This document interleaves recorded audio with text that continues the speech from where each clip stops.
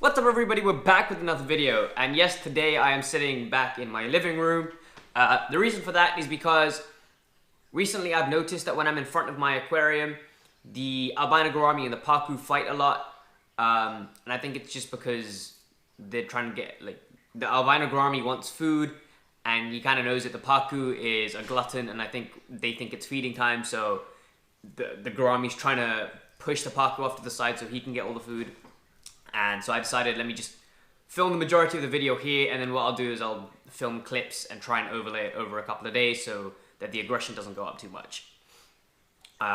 So yeah, okay, so today we're going to be talking about the giraffe-nosed catfish. I mentioned this in the last video that I did where I was talking about tinfoil barbs, and I basically just wanted to talk about why giraffe-nosed catfish are a really unique catfish that I think are much better suited for monster fish keepers than catfish such as tiger shovelnose, red-tailed catfish, piraibas, things like that. So before we get into today's video, please go ahead, leave a like, subscribe, ding the notification bell, and follow me on Instagram where you guys will get daily updates on what's going on in the fish room. So the giraffe-nosed catfish. So I have two giraffe-nosed catfish. I have a smaller 8-inch giraffe-nosed catfish, and I have a larger 12-inch giraffe-nosed catfish. I got both of these, I got them at separate times. I got the first one at 6 inches, I was given the option, and then I got the second one again when he came in at 6 inches. This was in May when I got the first one, and you know, it's been roughly just, what, 9-10 months since I got it, and he's grown to about 12 inches to a foot. So in the span of a year, she grew 6 inches. So they're not the fastest growing fish, which is what I think is better about them than the other catfish I mentioned, so red tails.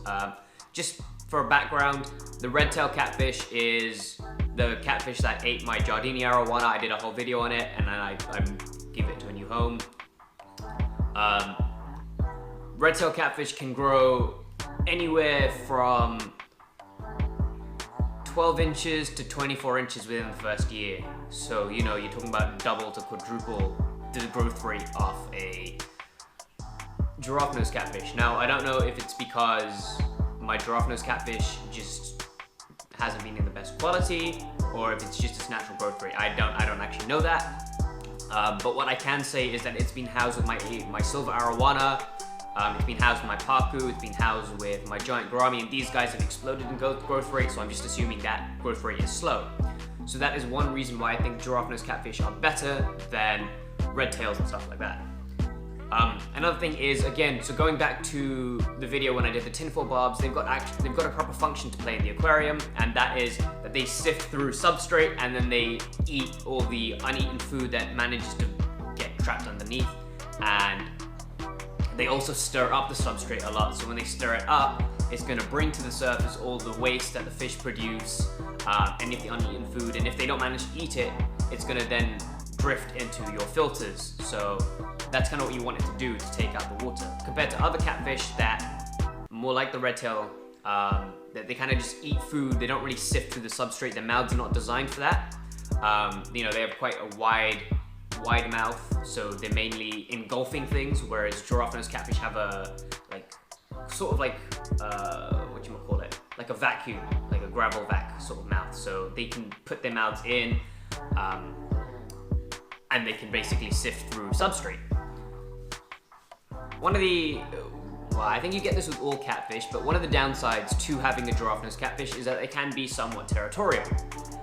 I've noticed that my smaller giraffe-nosed catfish is sometimes being chased around by my larger one, but they're not destructive fish, so they're not like the pacu and the albino gourami, where if the chasing gets really intense, they're knocking into stuff and they're getting scrapes and scratches all over themselves.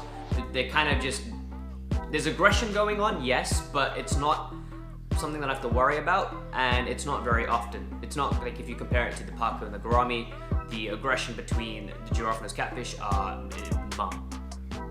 So they are a relatively peaceful fish. If you keep them by themselves, they can be very peaceful, or if you keep them in a large group, again, you don't have any issues there.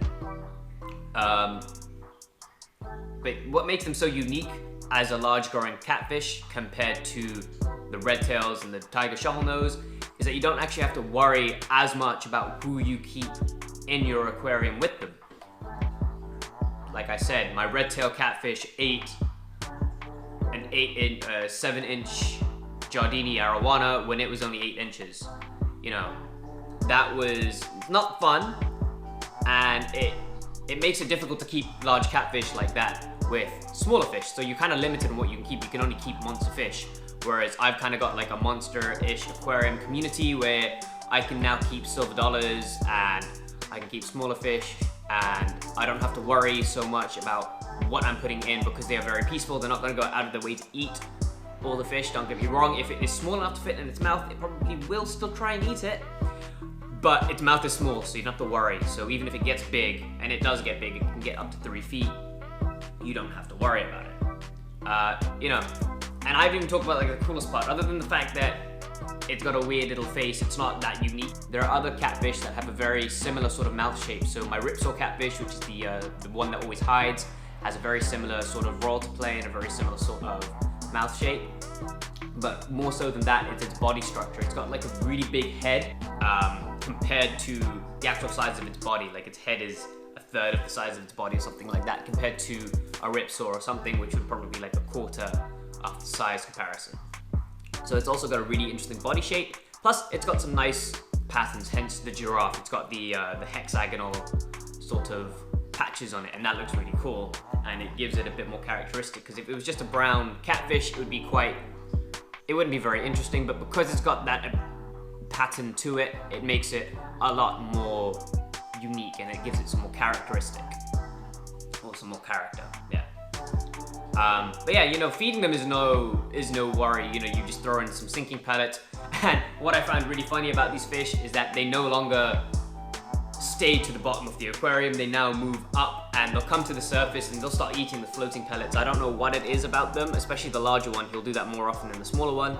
They know when it's feeding time, they'll come up to the surface, and I quite enjoy that. I think that's quite cool.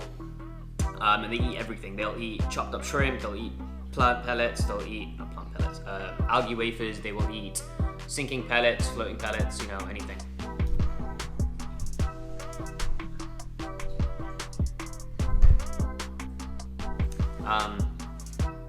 So yeah, you know, they're a really nice fish, they look cool, they have cool function.